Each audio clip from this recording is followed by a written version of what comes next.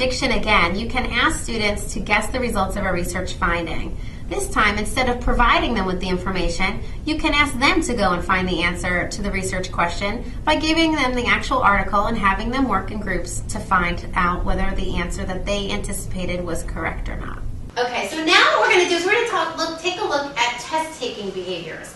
And what we have here is a study by McLean who looked at what test-taking behaviors made a difference, if any, and distinguished between A, C, and F students.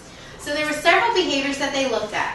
One of the behaviors was, did they look at and read all of the alternatives? So you know in a multiple choice test you usually have 4 answer options. How often were students reading all of the options?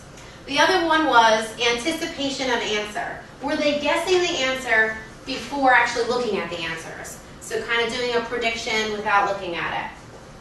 Did they eliminate or cross off choices that were obviously wrong or incorrect? Did they skip difficult questions? These are the behaviors they were interested in. So before we dive into the article itself, I want to just have a brief opportunity for you to work in your groups to talk about whether you think one of these, 2 of these, 3 of these, 4 of these, or all of these were found to be connected to good academic outcomes. So take a minute or 2 in your groups to take a guess at what you think the results are going to be.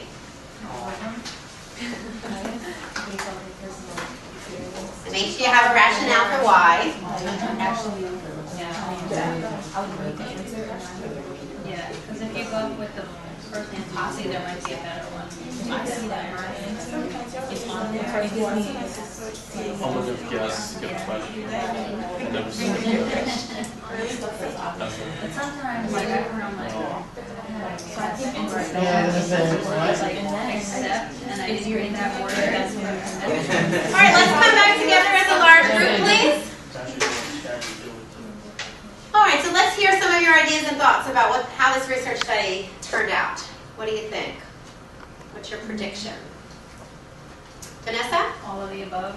How come? Give me an example or a reason for why one of them at least. Especially with the reading all of the answers. Okay. Because a lot of times you'll, when you're looking at a test, you're nervous, you're not, sometimes, especially, if you're not confident, you're not thinking as clearly. So if you take your time and read the question thoroughly and then read all of the answers, eliminate the ones that are not fitting into that, and then because multiple choice, you want the best answer, not. Ah, right. So if you don't read all the choices, you may come across a pretty good answer, but not the best answer, right? So, and then you always have those others that it might be B and C, or other things like that. So, all right, good. Anyone else want to add something? Candace? I know if I'm well prepared for a test, I can kind of anticipate the answer. Almost know it before you even look at the choices. Okay, great. So obviously test preparation is going to be much more powerful than actual strategies that you use during the test itself. But anticipating answers can be pretty effective, because that really helps you stay on track and on target. Abby? I'd like to add that sometimes, there's a question you don't really know the answer, you don't have any idea. There's no point in wasting your time with it, which will make you very anxious about it. So maybe you can skip it and mark and go back to the ones that are a bit easier. And then when you have enough time, you can come back to it, take your time, relax, and then choose the best answer. So what Abby's really talking about is an anxiety management tool, skipping the difficult questions, right? Because if you focus on the difficult ones, I don't know about you, but when I'm taking a test and I don't know something, my anxiety starts creeping up, right? So in order to bring it back down, you got to go find one that you do know. There's got to be one in there somewhere, right? So you can go find the one that you do know and go after that. So it can be a pretty powerful anxiety management tool during the test. Very good. All right, what I want you to do now is I'm going to break you up by your group into different sections. So you all know that there's different purposes to the different parts of an article. I'm going to have this group over here. You folks are going to look at the introduction. And I'm going to show you the zooming in on the research questions that we've looked at in the past, and you're basically going to have to answer the question. So what was the question that they were seeking an answer to is what you'll need to do as the introduction group. You folks will do the method section. So basically you're going to do the who and how. So who participated and what did they have to do? So how was the study conducted? And I'll have you folks over here do the results. What did they find out? Now remember, when we're talking about that, we want to zoom in on the main research question, because they'll give us all kinds of results, you know, about demographic information, and some of that can be very meaningful, but we want to make sure we're also targeting in on the research question, what the answer is to that question. That's your primary focus.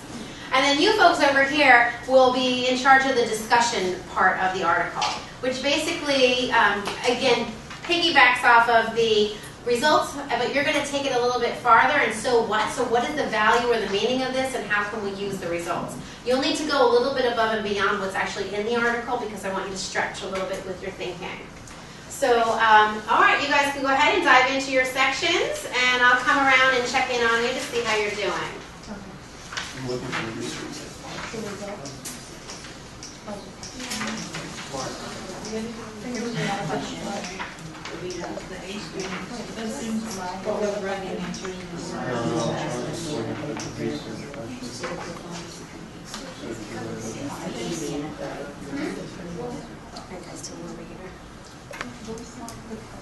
So you basically want to know, you're looking at differences between AAC and S students. So actually, you know what I'm going to do? Hey, Deanna, would you come over? They want to know what the question is so they can find the results a little bit easier.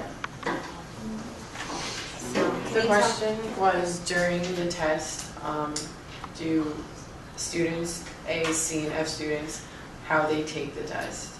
So are there any differences between that? So that's what you want to know. So, I mean, you're quick and dirty, and this will be either yes or no, and then you can tell us more specifically. So the results, this is the most challenging section of the whole article. So you're up to the challenge, I'm sure. So the results of the discussion are a little mixed and merged in this particular study, but basically you're looking to try to find the answer to that, and you'll want to take a look at the chart also. Okay, so I'll come back around in a few minutes and see if we can. Alright, it looks like most of you are wrapping up, so let's go ahead and come back together as a large group. Let's get back to the right spot. Okay, so let's start off with the introduction. So what was the research question? That's really the main part that we want to focus on in the introduction. What did they want to know? During the test, are there any differences between AC and F students on how they took the test? Okay, so during the test, are there any differences between AC and F students on how they took the test? So this is not about study preparation. This is about actual activities that are happening during the test, right? Okay, great. Let's take a look. So, yeah, there we go. There's the research question. I think it matches pretty closely to what you had said. And now let's take a look at the method group. So what did you folks come up with? Well, 60 students were tested.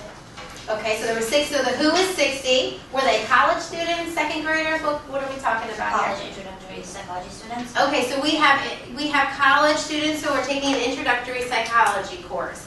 Now, why is it important for us to know that? Why do we care if it's a college student? What if it was second graders?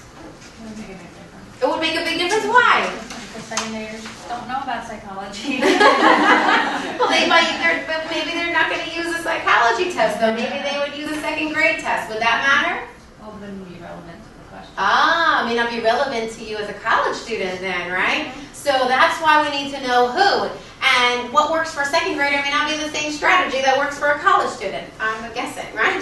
Okay. So keep going, sorry. No, they were told to see the test performance between AC and F students, how they take the test. They were told to read each and every choices, and they were given a 70-question multiple choice exam.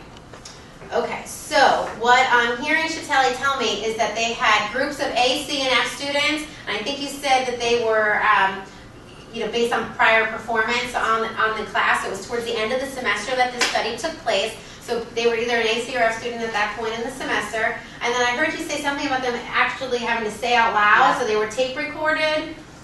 They were actually told to read out the question before answering, and they were also told to read each and every choices, not all the 4 choices that were given in a multiple choice. Okay, so what the researchers asked the students to do was while they were taking the test, they had to actually talk their thoughts, right? So as they were taking the test, they had to say everything so they could then make judgments about it and see whether there were any differences. Okay, so the results. Oh, wait, before you begin. Now, the results section, I think I mentioned this to you before. There's a lot of stuff in there, right? This is the most challenging part of the article.